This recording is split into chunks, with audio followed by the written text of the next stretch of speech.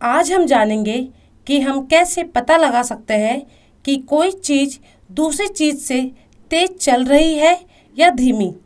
मान लीजिए हमारे पास दो वस्तुएं हैं, पहली वस्तु और दूसरी वस्तु, दोनों एक ही रास्ते पर चल रही है। क्या आप उनकी चाल देखकर बता सकते हैं कि कौन सी वस्तु तेज चल रही है और कौन सी धीमी? साफ दिख रहा है कि पहली चीज की तुलना में बाइक तेज चल रही है, दूसरी वस्तु धीरे चल रही है और पीछे छूट रही है।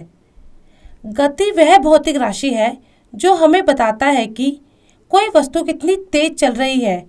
तो हम किसी भी चलती हुई चीज की चाल कैसे पता करते हैं? किसी भी वस्तु की चाल निकालने के लिए हमें दो चीजें पता होनी चाहिए। पहला, उसने कितनी दूरी तय की है, और दूसरा, उस दूरी को तय करने में कितना समय लगा।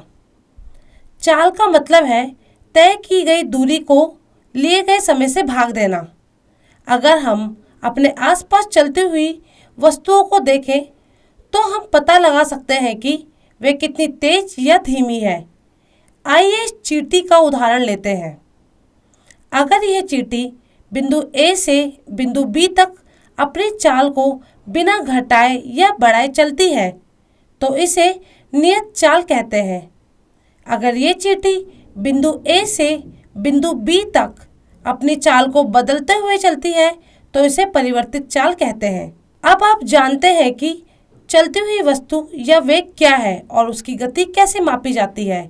जब आप किसी वस्तु की चाल के साथ साथ उसकी दिशा भी बताते हैं तो उसे वेग कहते हैं। अब जब आप गति की गणना करना जानते हैं तो आइए क्रिकेट का एक उदाहरण लें। यहाँ हम बल्लेबाज, गेंदबाज और बाउंड्री की जगह देख सकते हैं। जब बल्लेबाज गेंद को बाउंड्री तक मारता है तो गेंद 10 सेकंड में कुल 80 मीटर की दूरी तय करती है। अब हम इस क्रिकेट बॉल की चाल कैसे निकालेंगे?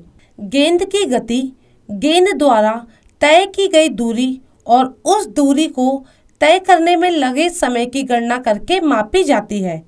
इसलिए गेंद की गति 80 मीटर को 10 सेकंड से भाग देने पर प्राप्त होती है, यानी 8 मीटर प्रति सेकंड। चाल और वेग हमें किसी भी वस्तु की गति को समझाने में मदद करते हैं और यह हमारे जीवन में हर उस चीज़ की गति को मापने के काम आते हैं जो चलती है। Thank you.